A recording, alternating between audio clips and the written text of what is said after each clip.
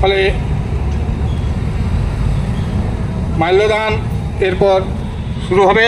মাল্যদান করবেন প্রথমে সভাপতি, আজকের সভাপতি জামা ব্যানার্জি।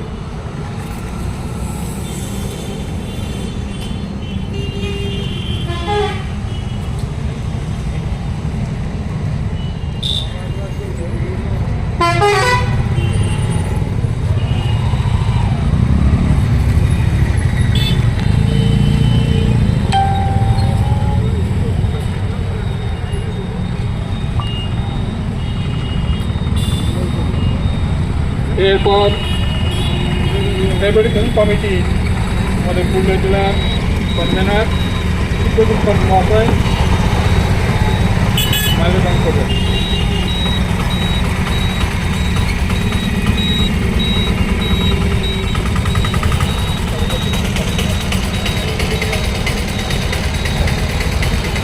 ভালো আছেন?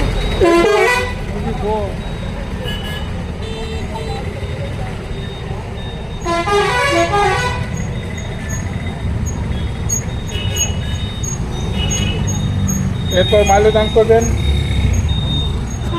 শিক্ষিকা কালিদাসকে।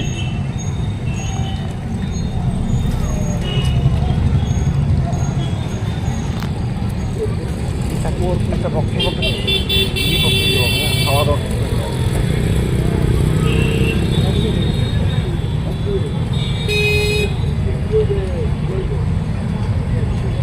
নাম বলুন।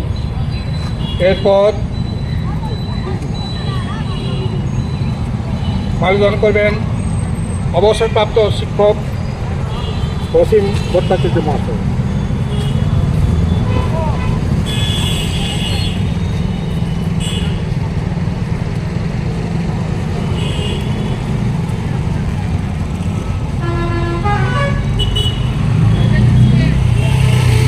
এরপর শরৎচন্দ্র চট্টোপাধ্যায়ের প্রতিকৃতিতে মাল্যদান করবেন বঙ্গীয় প্রাথমিক শিক্ষক কমিটির জেলা সভাপতি পশুপতি রায়।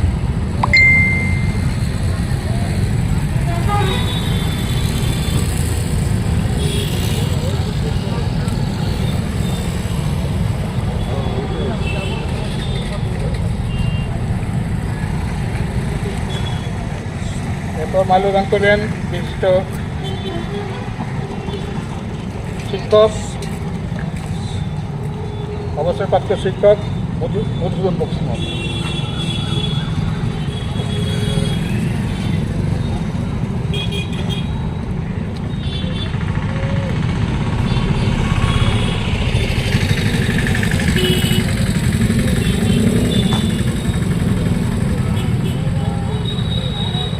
এরপর মাল্যদান করবেন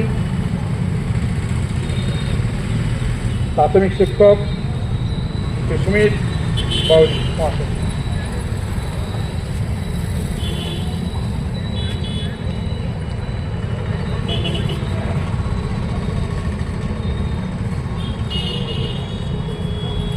এরপর মাল্যদান করবেন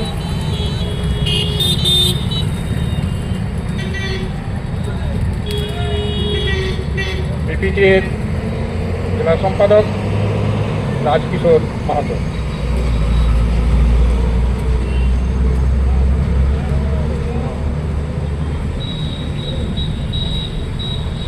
এরপর মাল্যদান করবেন বিশিষ্ট সমাজসেবী নাদিম আনসারি, নাদিম শেখ নাদিম। নাদিম এখানে নেই।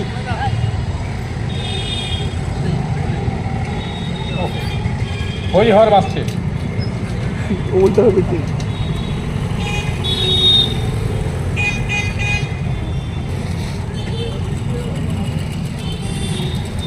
শিক্ষক হরিহর বাস। এরপর দেবেন্দ্রনাথ মাঝি মহাশয় মাল্যদান করবেন।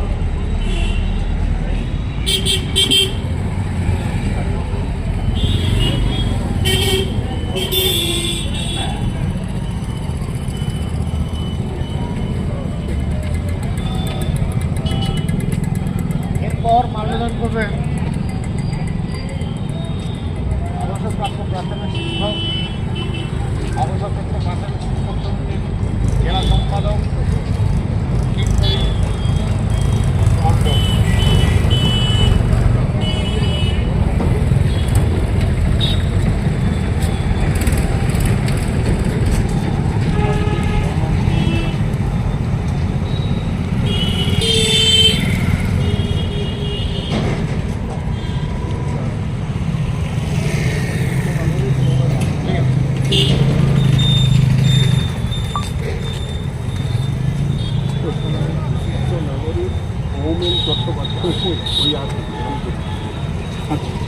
এরপর মাল্যদান করবেন বিশিষ্ট স্বেচ্ছাসেবী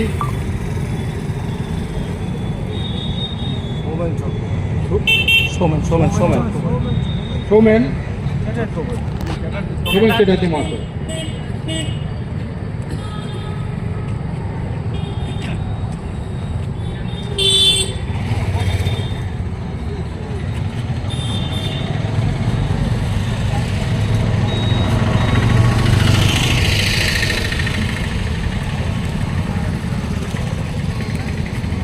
এরপর যারা আছেন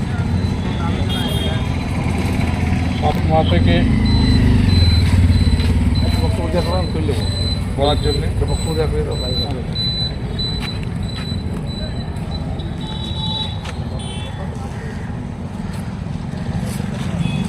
বন্ধুগণ, আপনারা জানেন করোনা কালে 2020-তে সারা ভারতবর্ষের জনগণকে অন্ধকারে রেখে একটি জাতীয় শিক্ষানীতি, যে শিক্ষানীতি প্রণীত হয়েছিল ভারতবর্ষের শিক্ষাকে সর্বনাশের দিকে ঠেলে দেওয়ার জন্য, এমন একটি দিনে যেদিন মহামানব বিদ্যাসাগরের মৃত্যুদিন। ওই দিনেই এরা কিন্তু ওই রকম একটি ন্যক্কারজনক শিক্ষানীতি গ্রহণ করেছিল। বিনা বিতর্কে, বিনা ডিবেটের মধ্য দিয়ে তারা কিন্তু গায়ের জোরে এটাকে কিন্তু চালু করেছিল, এবং সেই চালু করার পরে আজকে তার বিষময় পরিণতি আপনারা দেখছেন বিভিন্ন জায়গাতে। আমরা জানি যে আমাদের দেশের মনীষীরা বিদ্যাসাগর থেকে শুরু করে রাজা রামমোহন, এই শরৎচন্দ্র চট্টোপাধ্যায় এবং অনেক রেনেসাঁর বড় বড় মানুষেরা যারা দাবি করেছিল যে শিক্ষা হবে গণতান্ত্রিক, শিক্ষা হবে সেকুলার, শিক্ষা হবে ধর্মনিরপেক্ষ,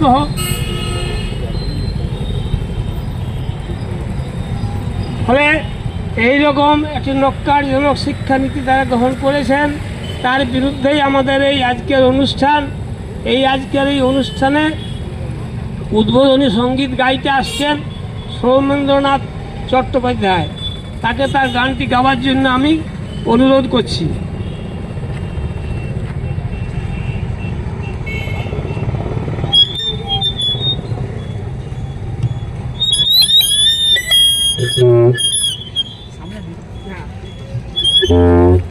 সামনে দিয়া চলবে না।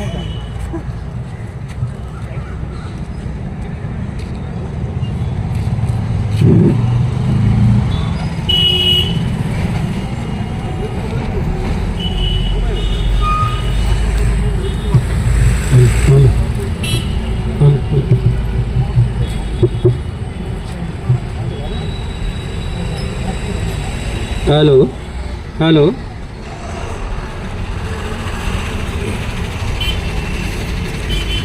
কথাশিল্পী শরৎচন্দ্র চট্টোপাধ্যায়ের 150তম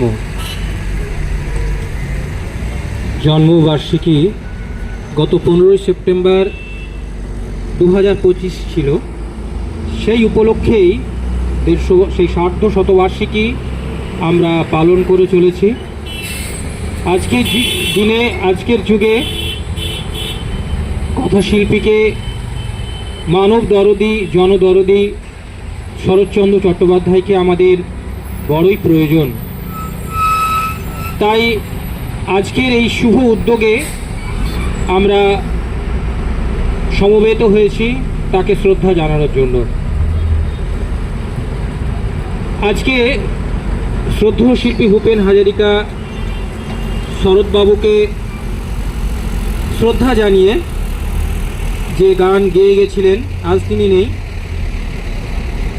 তাই আমি গেয়ে আজকে শরৎচন্দ্র চট্টোপাধ্যায়কে, কথাশিল্পীকে আমি শ্রদ্ধা জানাচ্ছি।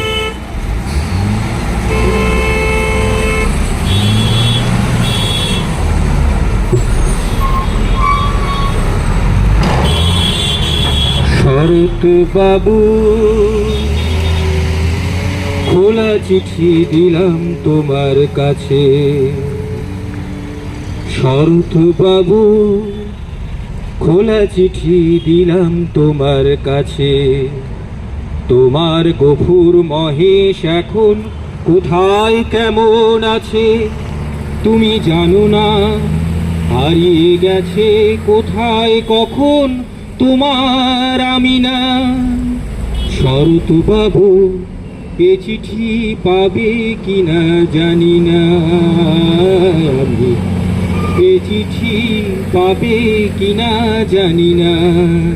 আপনারা সবাই জানেন শরৎচন্দ্র চট্টোপাধ্যায় যে বিখ্যাত গল্প মহেশ অবলম্বনে এই গান লেখা।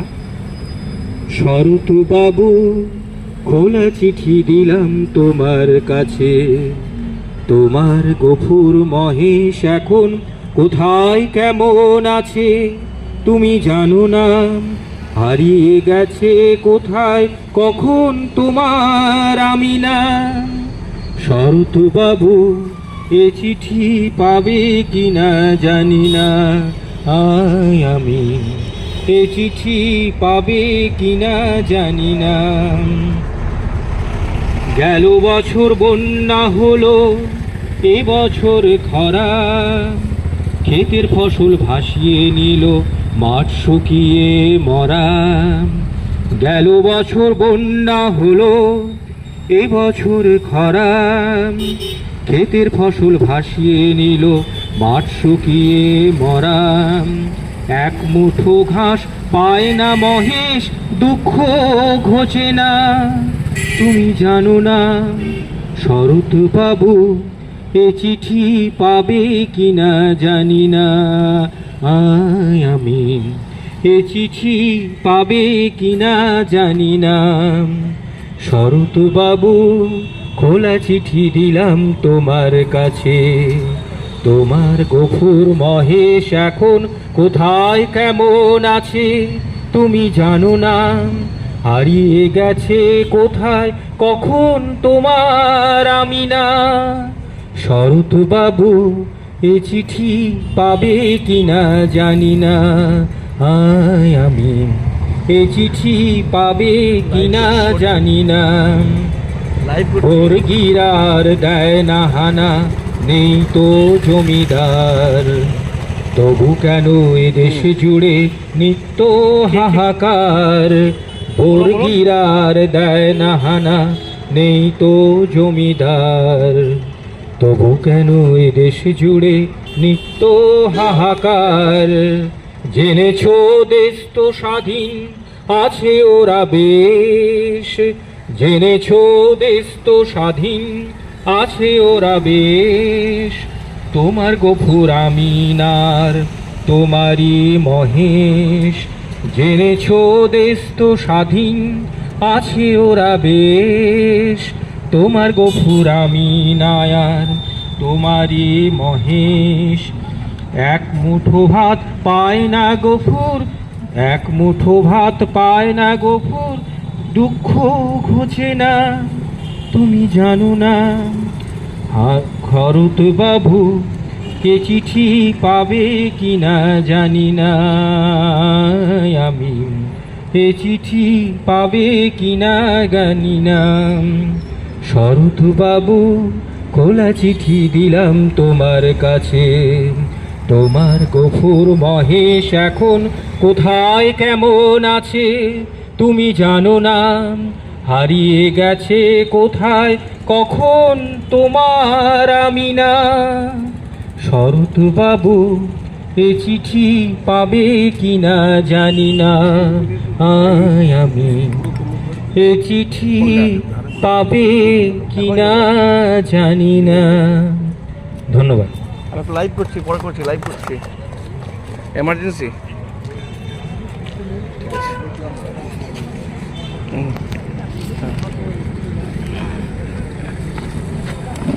বলছি, দেখছি আজকে বিশেষ কর্মসূচি নিয়েছেন, কি বিষয় এই বিষয়টা?